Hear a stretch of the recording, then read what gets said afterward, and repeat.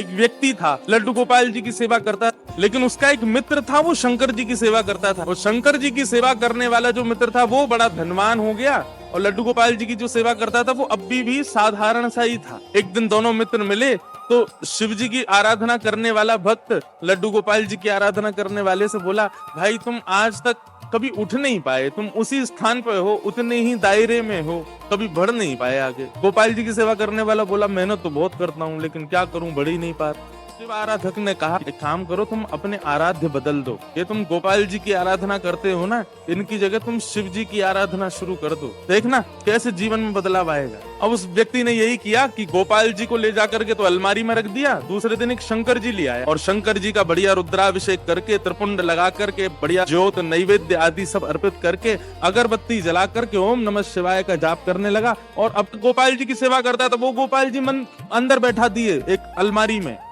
उनकी सेवा बंद, ओम नमः शिवाय का जाप करने लगा।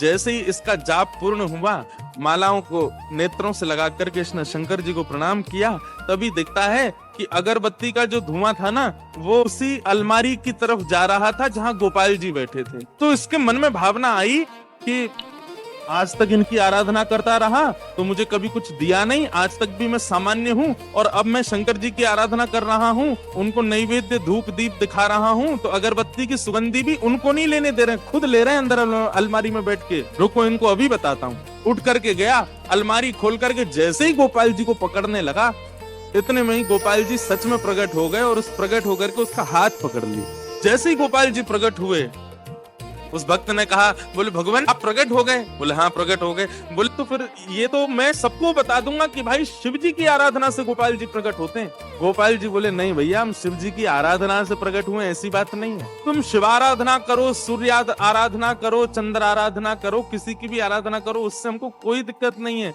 लेकिन आज हम प्रकट किस लिए हुए ये ध्यान से सुनना। आज तक तुमने केवल हमको अष्ट धातु की एक मूर्ति समझा था, तुम्हारे मन में कभी ये भावना नहीं आती थी कि इनकी आंखें भी हैं, इनकी नाक भी है, इनकी जीभ भी है, इनके कान भी हैं, इनकी त्वचा भी है, इनके हाथ पैर भी हैं। परंतु आज जब वो अगरबत्ती का धुआं सहज ही मेरी तरफ आ गया तो तुम्हारे मन में ये भावना आई कि अगरबत्ती की सुगंधी मैं ले रहा हूँ, मतलब मैं जड़ नहीं हूँ, मैं चैतन्य हूँ। वास्तव में शिव आराधना ने मुझे प्रकट नहीं किया, तुम्हारे हृदय में जो चैतन्यता का भाव मेरे प्रति आया है उसने मुझे प्रकट किया। ये चैतन्य